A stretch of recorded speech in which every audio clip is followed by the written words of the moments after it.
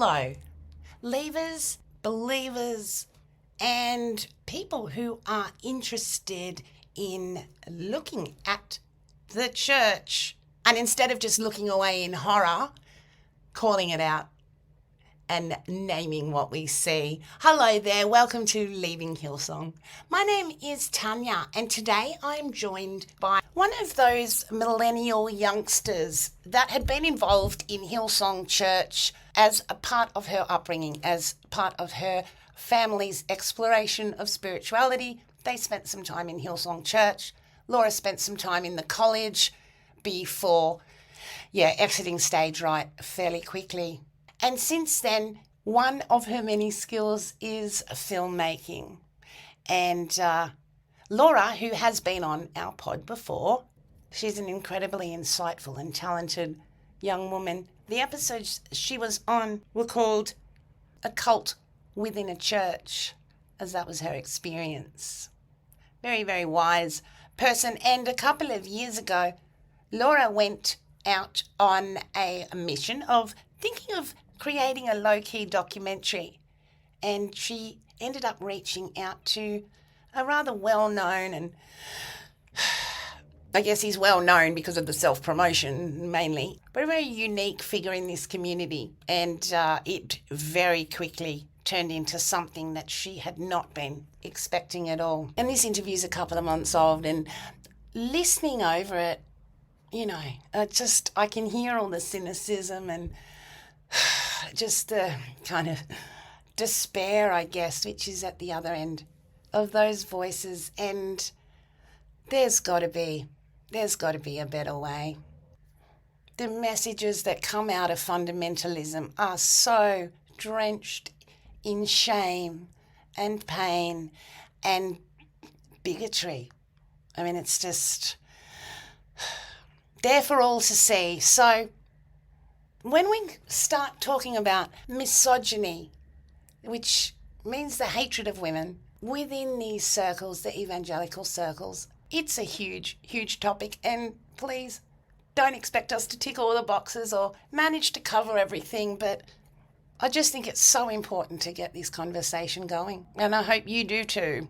Because the more and more that I hear, particularly from the next generation, the one that was raised up after mine, where the culture is just so entrenched, the colour your world, princess, rubbish culture is just so much a part of their own identity and our femininity.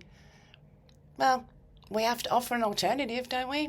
I haven't got a title for this one yet, and I'll tell you why afterwards. But I hope you enjoy this part one of misogyny at Hillsong. Just a discussion about the men and the women, because there are plenty of women that help perpetuate this as well.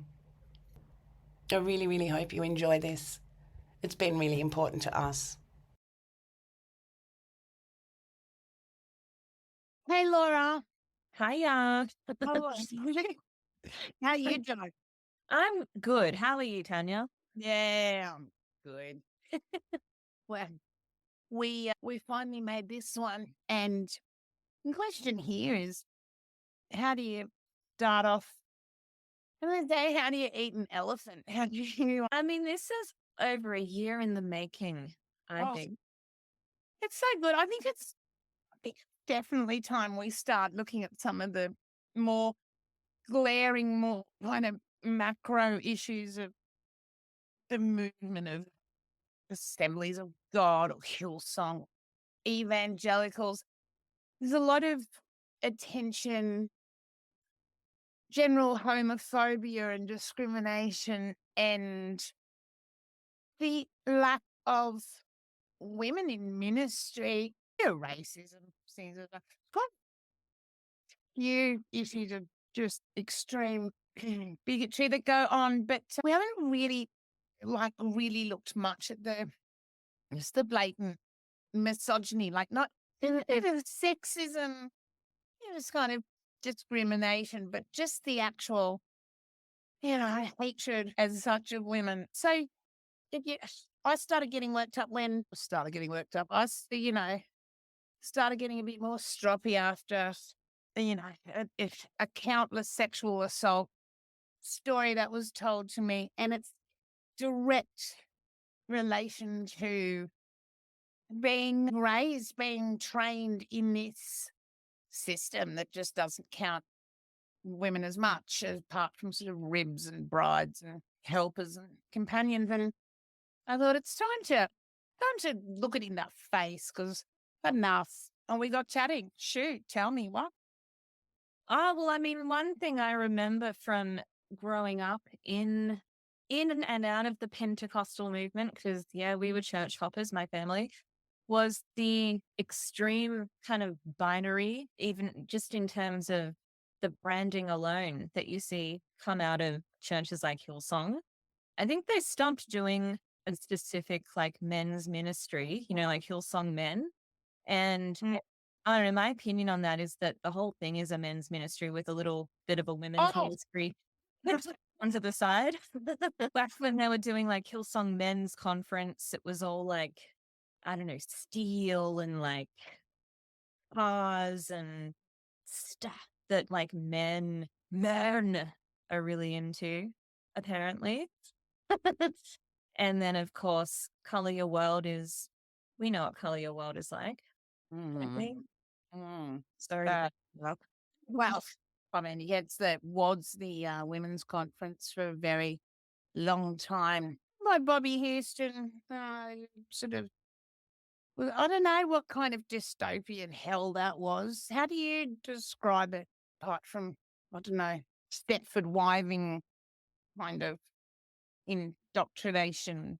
It felt quite like there was a lot of cognitive dissonance for me when that one time that I went as a volunteer. That's like the only time I ended up going to it, because it felt so kind of condescending. Oh, the whole thing was one giant pat on the head. Yeah. People fly internationally to be a part of it. So, who am I to? Nice if you've got that kind of money. Yeah, I mean, and I've spoken with women and quite honestly, like, because there's nothing great intellectually going on there. There's no... No, it's all like the emotional roller coaster. And I couldn't really get into that. I don't know. Maybe there's something wrong with me. Maybe it's the Polish in me. I just couldn't access what it took to to function in that way in that place, if that makes sense.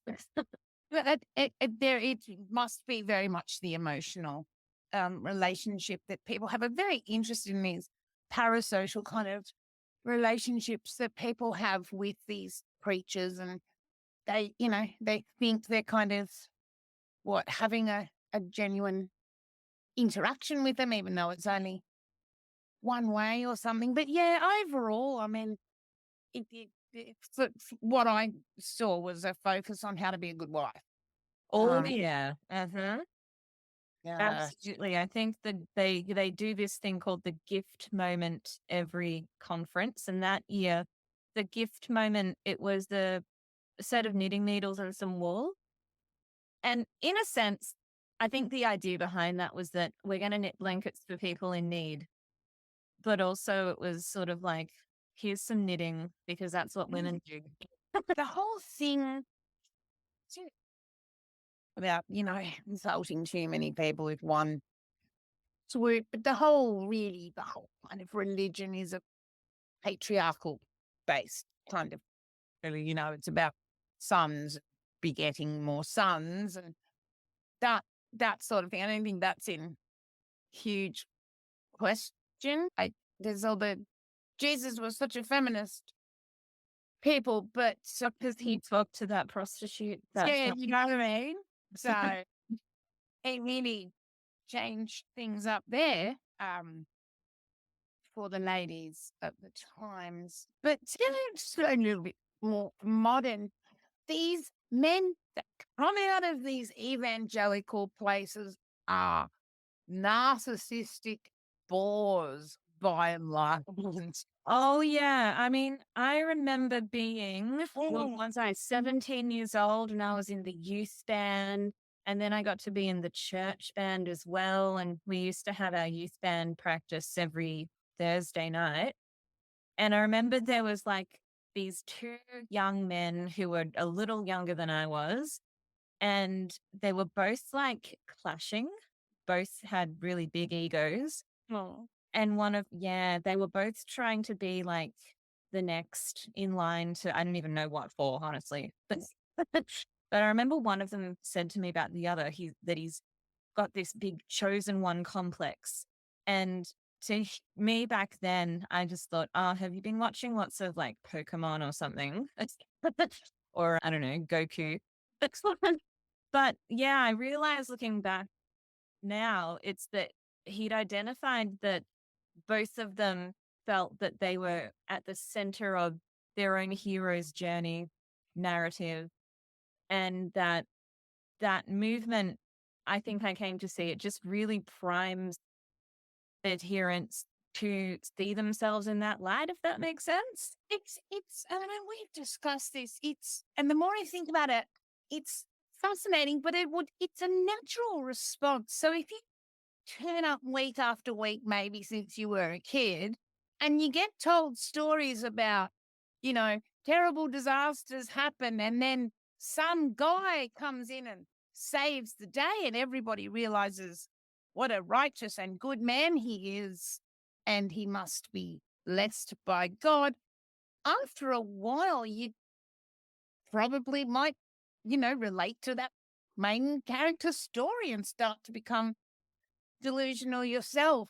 Or, sorry, I was just, There's Sung Hero by Mariah Carey. right. And you would see that every morning. And I'm being cynical here. There's a lot of good guys, find themselves in the movement or whatever, in, out, whatever.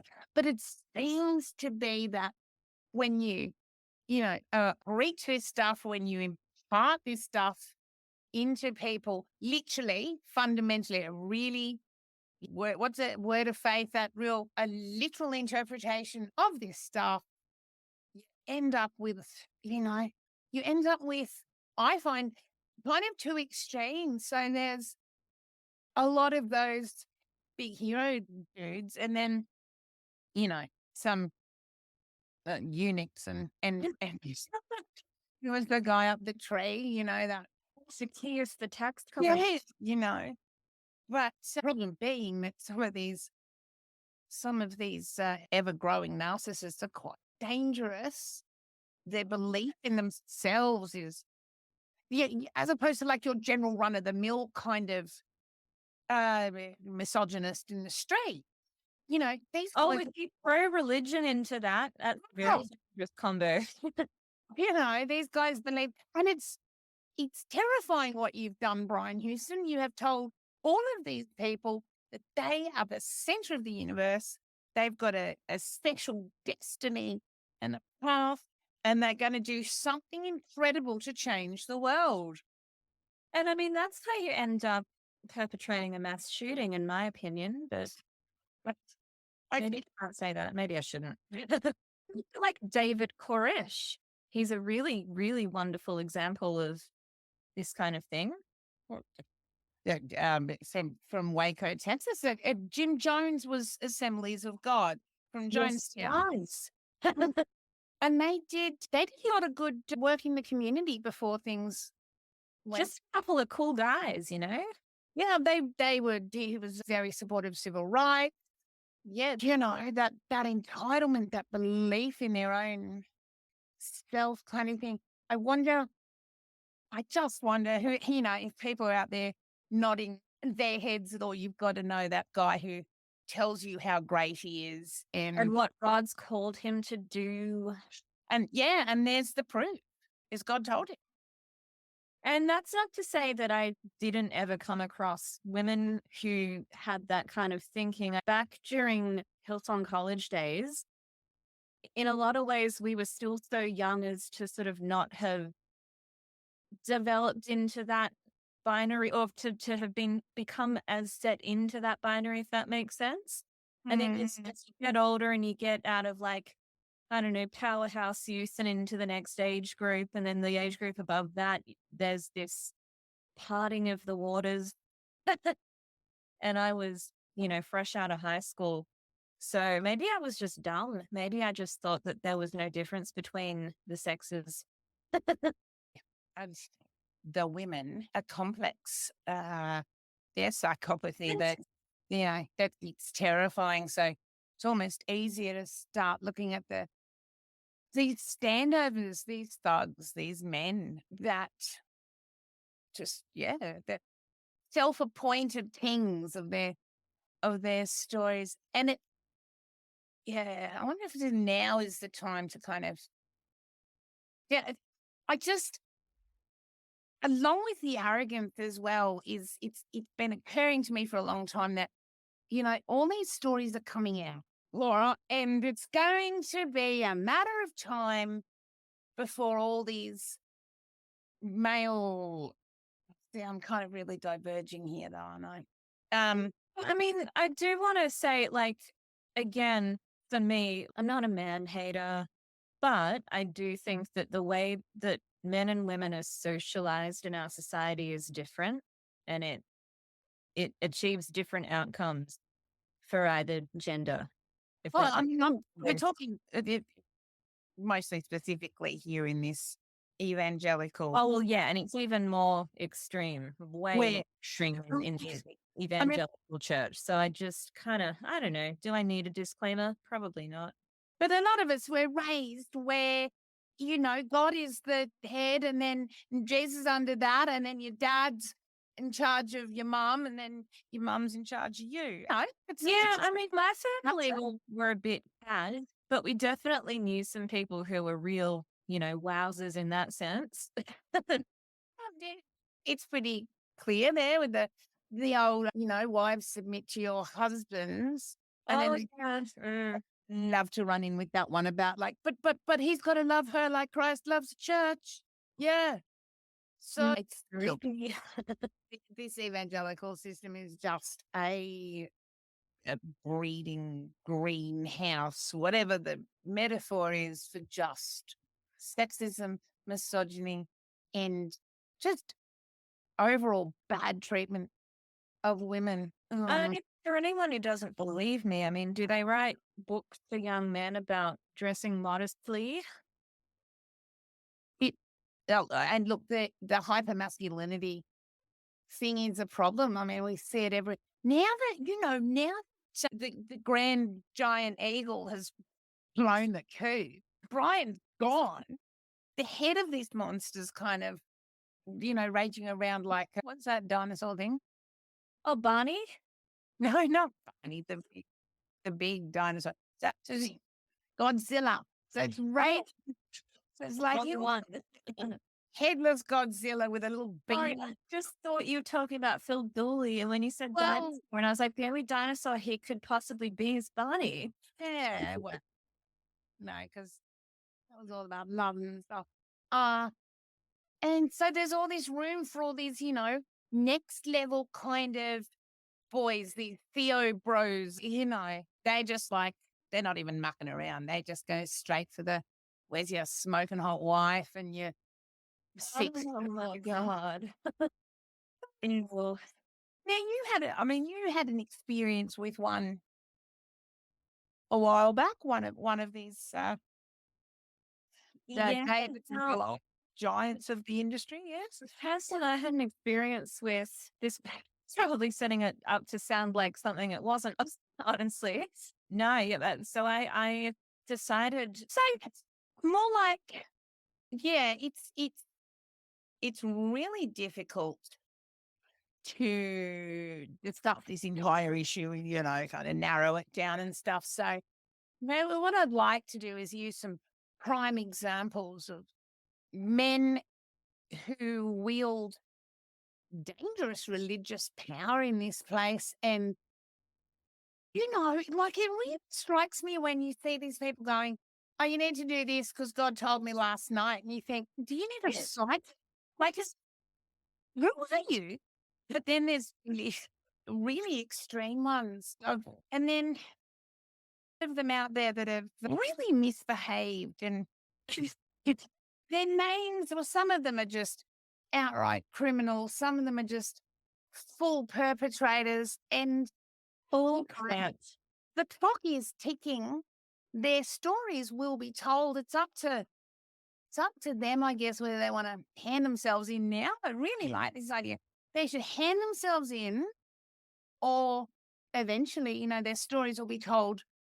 For And slavery is unpredictable. So you never know when a victim or a survivor, or, someone wants to report something that happened spontaneously. But someone who's been actually actively attacking and intimidating and just causing grief all over the place in the name of righteousness. Somebody that you encountered let's tell me how it all started, and we'll. So this is someone who I think answers the question of what happens when you're the chosen one but you don't get chosen.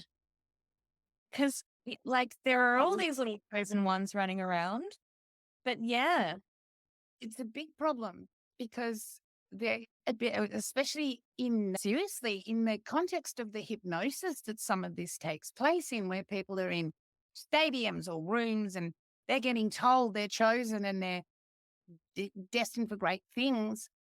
What happens when that doesn't necessarily work out, but you still believe that you're a hero? Do you continue? yes, now.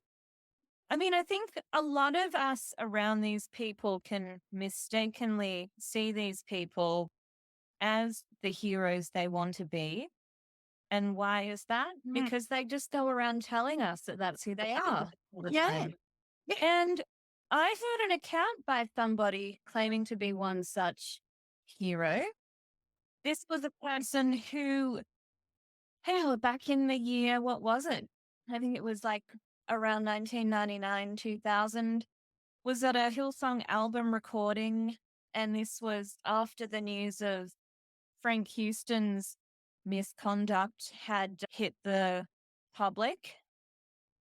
And Frank Houston was wheeled out onto the stage at this album recording, given a standing ovation and a thank you for his service, and then wheeled off again. And everybody clapped and cheered except for one man who walked out, got in his car, and went home while the Hillsong band played on. What a guy. What a guy indeed. That man was. Do you want to say it or should I? Well, it sounds like the prophet. That was a man by the name of Donald Ellie. Wow. What was he doing there? What was he doing there? Donald Ellie. Who is called Ellie? So that was supposedly the last time that Donald Ellie was a member of Hillsong Church. Okay. He went. That was it. And he'd been loitering around there since the late 70s, hadn't he, in Darlinghurst? So the story goes. Indeed. Now, Donald Ellie, he had been harboring a dark secret for many, many years, or so he said. Back in the probably early 80s, we're led to believe, Donald Ellie was working for Frank Houston as a builder / handyman at their campus in, well, he said Darlinghurst. So that was King's Cross, I believe. Or Goulburn Street. I think more down Oxford Street kind of way. Yeah, he referred to it as the Darlow campus. Right. So yeah, he was doing some overnight construction work one night. And in the middle of the night, supposedly, a mysterious fax came through to the church office. And it was addressed to Frank. And that fax was said to have been sent by another Pentecostal pastor by the name of Philip Powell. And it was making an accusation that Frank had committed sexual abuse against children. And it was asking him to confess and to step down. Now, we know these faxes. I mean, we believe that Philip Powell, who was an member of the executive of the AOG who had left in, I think, 1992 under cross circumstances, not willing to put up with this rubbish or something. He left. Well, we do know he had sent faxes during the day to Sydney Christian Life Centre, yeah, and because they were thrown out by the staff, he was sending them at night. I mean, Yes, he didn't. The story goes that he wanted to send the faxes to a location and during a time when the only person who would see them would be Frank. He didn't want to send messages to Frank's home. He didn't want to send them during the day when there were staff around who might see it. oh, okay. Apparently, his thinking was I'll send them in the middle of the night, and then when Frank gets there on his own, he'll find the faxes and it'll just be between me and him. And yet, our And hero, our hero foiled that plan. what did he do with the fax? Well, he claims that he confronted Pastor Frank and Hazel about it together in the foyer after church one morning, and they denied it. And I'm unclear as to what happened with the physical facts. I imagine that he would have handed it over to them, being that it was addressed to them, but Right. nothing's ever materialized. And apparently it went no further. It's always in the right place at the right time. Now, Ellie has gone on to become a prolific blogger on the topic of Hillsong. If you're wondering why we're just plucking a name out of the blue, we're not. He's spent, the last 20 odd years writing daily? Close to daily? It's sometimes more than once per day. It can be A lot of multiple per day. reposting of old stuff. Yes, he loves to edit his stuff and repost it. Yeah. So look, the thing is, fast forward to about a year ago, I heard about Donald Ellie through happened to be my mother, who had been following the Houston trials quite closely since the Royal Commission. Hey, Laura's mum. Was that? Shout out to your mum and your Hey, dad. Mum. All she'd said to me, because she'd told me about Philip Powell as someone who had been suspicious of Frank for a long time. And for me, my interest was because I work in media. I studied film production at uni, and yeah, I still work in media production today. I taught media for a while, but I was kind of looking around for a bit of for a story to make a documentary on, something sort of low key. I really had kind of nothing at the time in terms of ideas.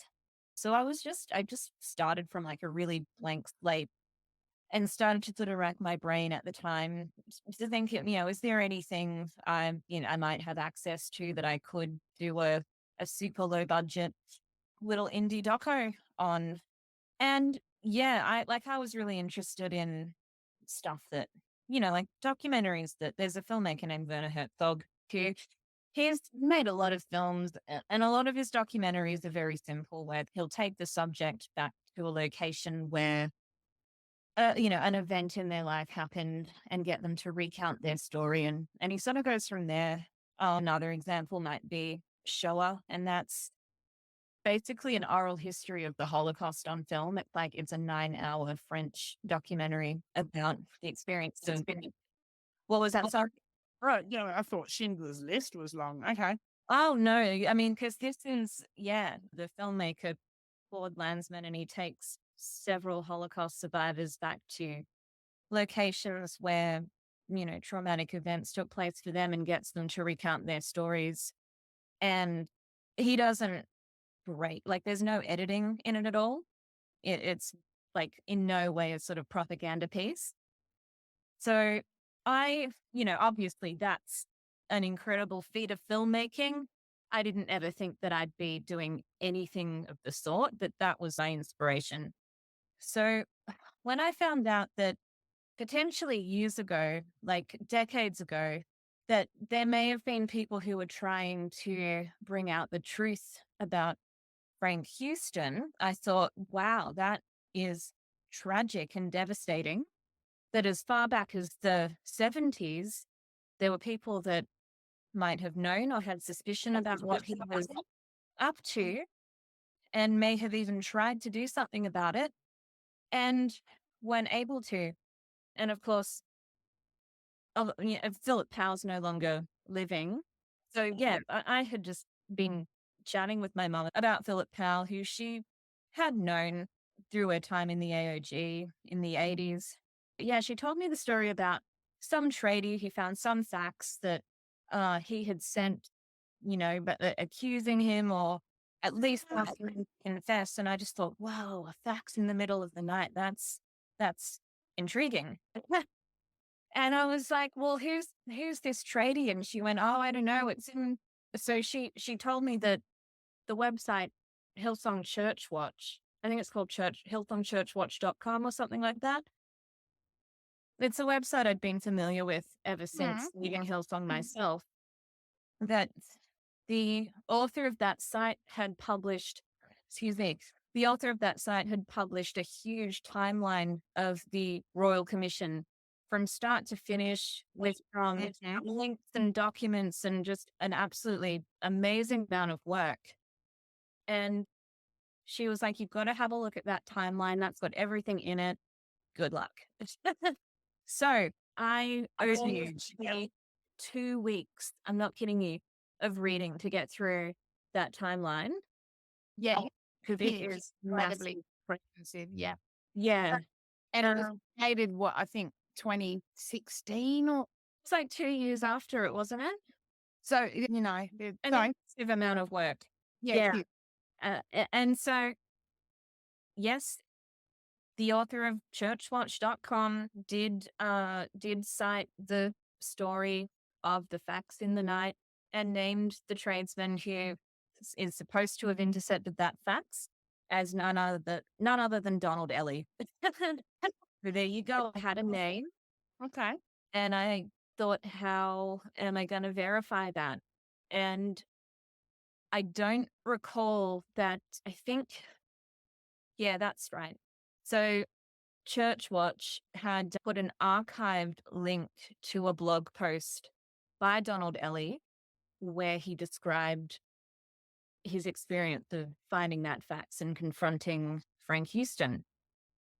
So this brings us to Donald Ellie's blog. It sure does. So what I did next was I had a read of his blog, and what I was able to find at the time didn't really ring any alarm bells as such, if that makes sense. It just sort of seemed like a kind of stream of consciousness, set of recollections and photos and, from someone who's several decades older than me. The point is that I took it at face value. I thought, wow, he really, this person has an interesting story. Well, no, the blog is a wealth of information. There is photos and stories that you don't, or certainly didn't up until recently, get anywhere else. I mean, there were photos of the very, very early days Hillsong, photos of, young Brian and Frank, and photos from New Zealand days. I mean, Donald Ellie is from New Zealand. I don't know if he's actually from Lower Hutt, but I know that he was a part of the Lower Hutt AOG. Okay. Like as a child, his father was a Christian minister. So he's been in the fold for his whole life. So yeah, really quite interesting stuff in there. So I spent a few days reading through his blog. I don't know how your listeners feel about WordPress, but I think it's an absolute rat's nest. It's a really difficult platform to navigate. And his blog has no contents on menu or anything like that. So I basically just had to read through his most recent posts and But I found that he had deleted a bunch of things that he had written because I'm a big fan of like archived websites, stuff that people have tried to erase from the internet. Yeah, I found that there were multiple versions of each post. Oh, But really? You mean? oh, yeah, like, I mean, I suppose, you do want to sometimes edit stuff that you publish for whatever reason. But yeah, my point is that it just sort of made it a kind of a bit of a feat to get through his content. I mean, were the facts different in different articles? It was difficult to try to reconstruct his timeline of events. So my plan was to get in touch with him, but I really wanted to understand the timeline. I wanted to try to verify when and how Philip Powell might have found out about what Frank Houston, the crimes he was committing against children. Mhm. And I really wanted to be able to verify that Donald Ellie's account of his interception of that fact was true, that the circumstances would have allowed for that. I didn't want to just take his word for it. But the other thing that made it really interesting was that victims of Frank had started to surface on his blog over the years. Yes. So he'd started traveling uh, in his, I think, probably 50s and onwards. He started traveling solo and taking photos. And one of his adult children suggested that he start a travel blog. So that's really how his blog started. And then he started just blogging about anything and everything that he could think of. I don't know at which point he started blogging about Hillsong, but yeah, he'd been doing so since the probably mid to late noughties. And as he did that, victims supposedly began to reach out to him in the comment sections of some of his blogs, and he started to assign them aliases. And sometimes they would comment under the alias that he had assigned them. And he claims that some of those aliases were used in the Royal Commission, which I think he was very proud of. But yeah, he really was crediting himself with quite a lot by the time I began communicating with him. Okay. And look, I had come across Mr. Ellie's work somewhere, I guess, in the late, it was after the book 2007, 2008. And he certainly did have people that were purporting to have been used by Frank Houston in the comments, writing consistently. And I wrote to him and I said, do you want to, we could, early days I was, or we could work together and, make the world a better place or so, work together on this. And he was very clear, no, he works on his own, which, okay, fair enough. That's how you manage a collaborative approach to, justice. But whatever. My concern was more when he had opened a bank account on behalf of victims, whatever that was to mean. And then, he just sort of goes about his blogging ways, except, so, I mean, in the earlier days, he couldn't tell as much, but quite a lot to say about, God and the world and righteousness. But he seemed to sort of accumulate women in the background and children and things, which seemed a bit odd for such a righteous Christian man. But I'll leave that there and we'll go back to you. And We will go back to that because I found out about that. But that's all I know. He writes a trashy blog. I mean, you know me, I'm not opposed to a bit of trash. Some of it's a bit of trash culture. Some of it's a bit, disgusting and homophobic and self-righteous. But what else do you get?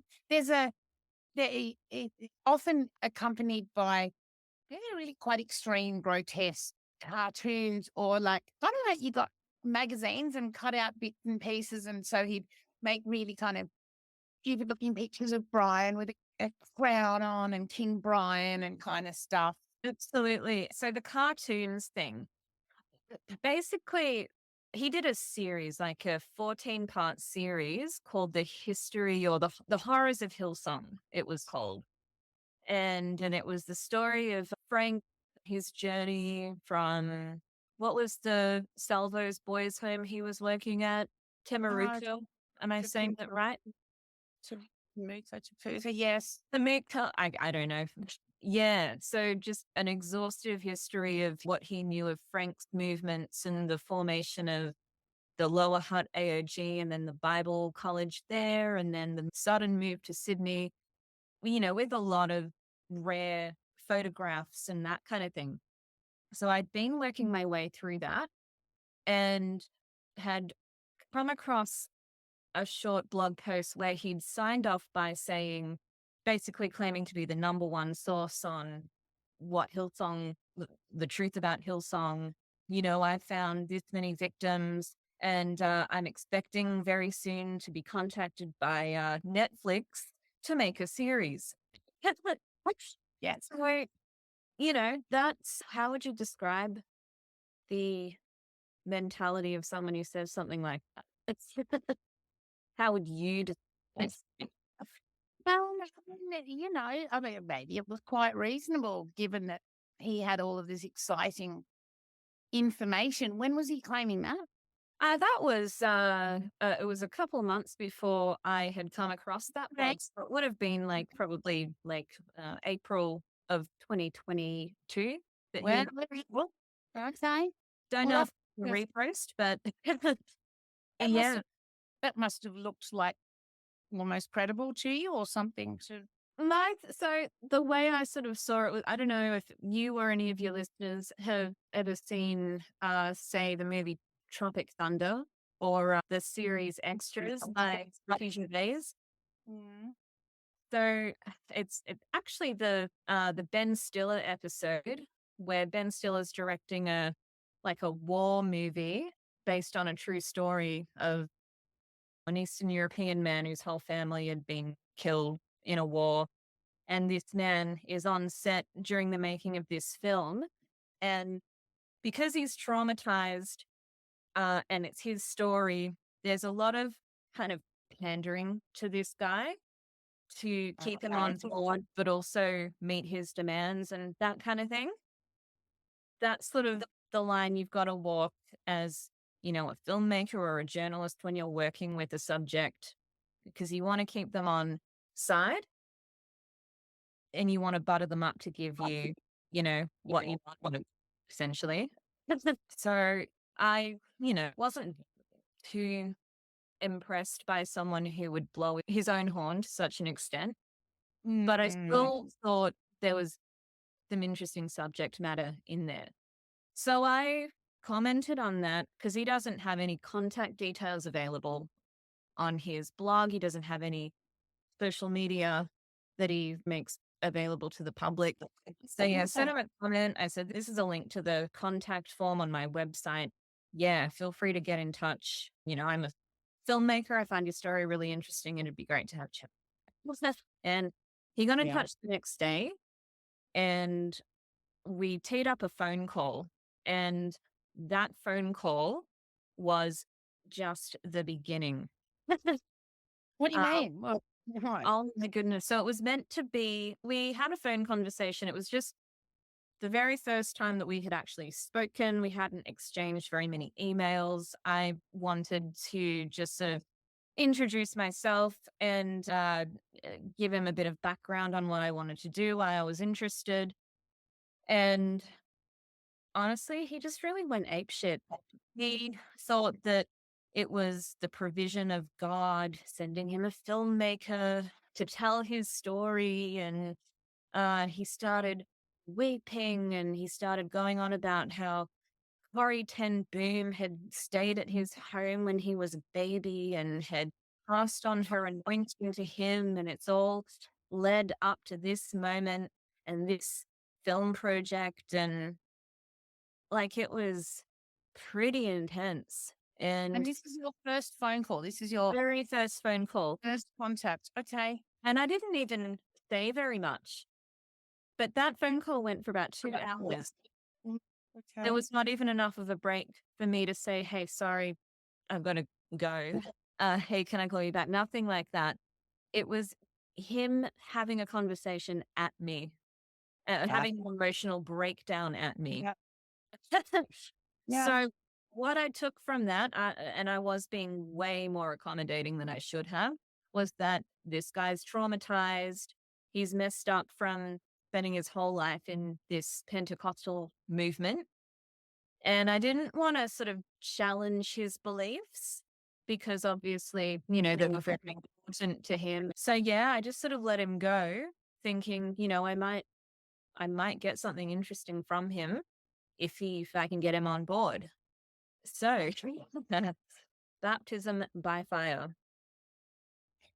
You sound like that woman in the marketplace with the gold ring in her nose, up and down, or like in from Proverbs, just trying to lure men into your wicked.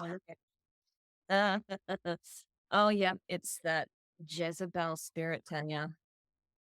That's okay. So, I mean, on some level, that would be good. I'm a filmmaker and the guy starts crying on the phone. You'd be happy, right? It's like, let's go. He's going to give me all the info.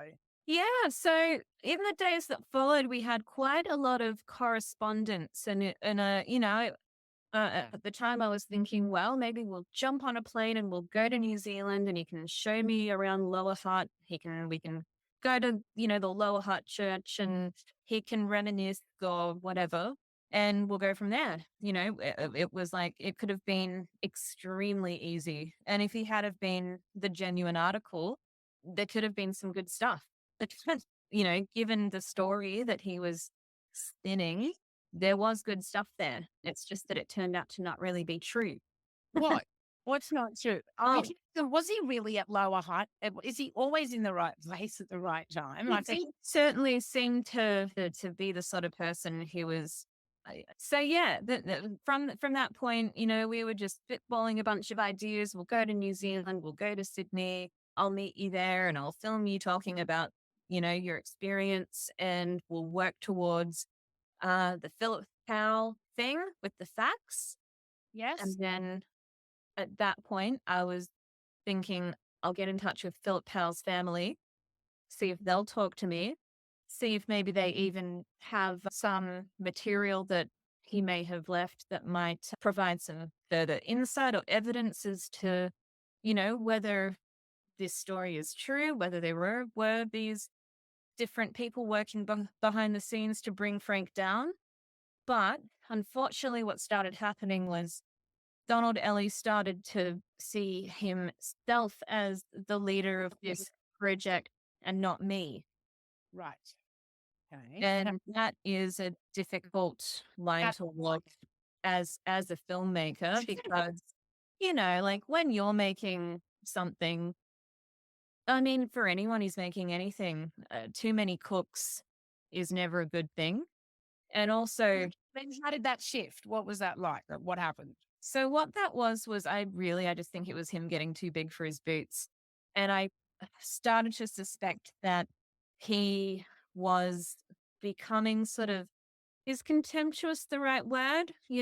Seeing like a young filmmaker who happens to be female, who maybe has a certain skill set which he hadn't developed himself, and perhaps started to feel a bit, I don't know, emasculated or something like that. Well, I mean, what kind of things like did he say that made you notice that shift? Like, Well, his language started to change. So it went from being my film project to our film project, to him producing it, to him driving it, and me just basically being a meat puppet holding a camera. So he let me in on the identity of the person who makes his blog features what would you call them? Cartoons, comic strips, I guess. which hadn't featured in his 14-part Horrors of Hillsong series. So I hadn't seen a lot of them, but yeah, he started to reblog a lot of them. And I really started to see the more kind of vulgar side of his, I don't know, his work. Well, Like that. he's- Um, yeah. but I suppose there are a lot of these sort of, I suppose, almost vigilante, anti-child abuse activists out there in the world. And they're obviously, people who are very passionate about justice and that kind of thing. But their methods tend to be uh unconventional, Yes. to say Yes. the least. Sometimes they can be criminal, but I kind of put it down to him again being a traumatized person who's, fed up with the system and that kind of thing.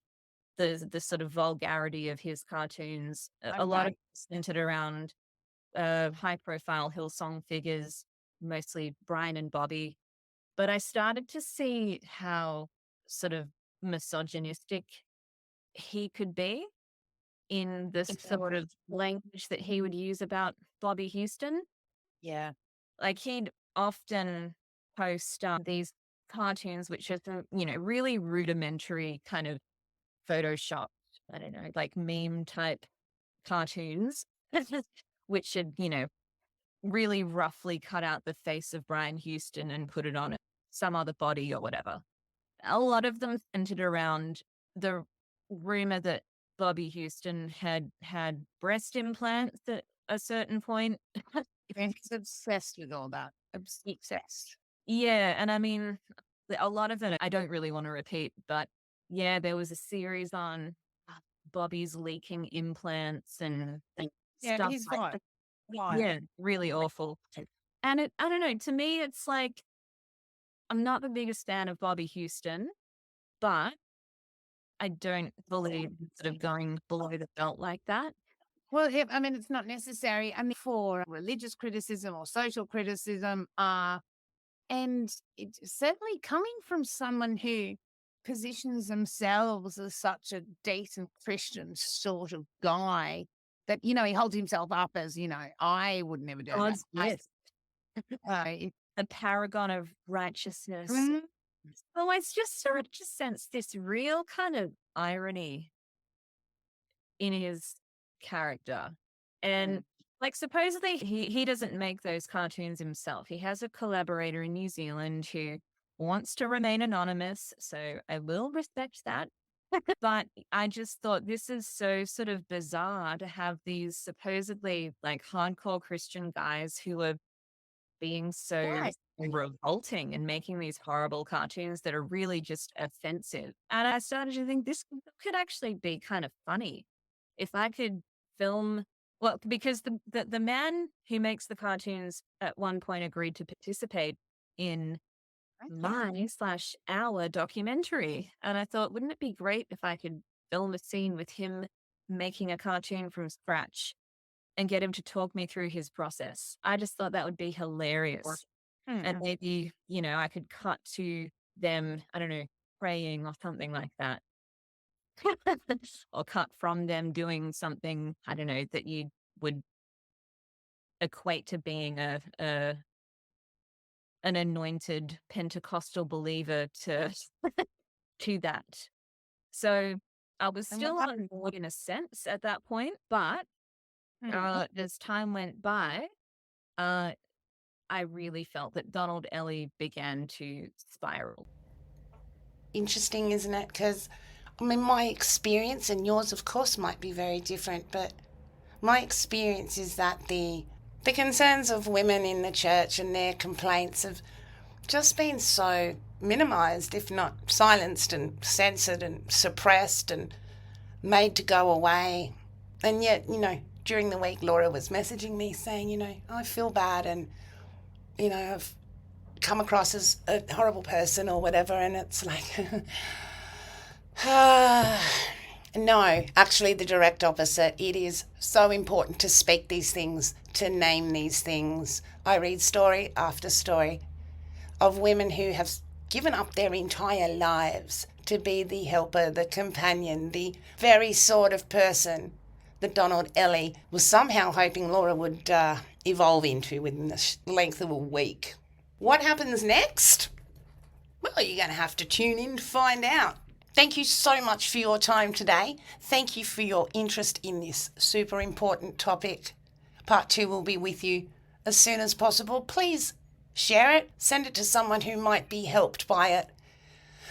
One of the things that is so important to evangelical success is the silence of women. I mean, the silence of people who disagree generally, but, you know, it is not for women to speak out or speak out against the truth of the status quo, the truth of a man. So share it around. I hope you've enjoyed this and taken something away from it that's been useful. Please stay tuned. Please keep sending messages and comments and contributing to all of us learning about this community, about what happened, and about how to keep Leaving Hillsong. So be kind to yourselves and be kind to the people around you. We'll talk soon. Bye.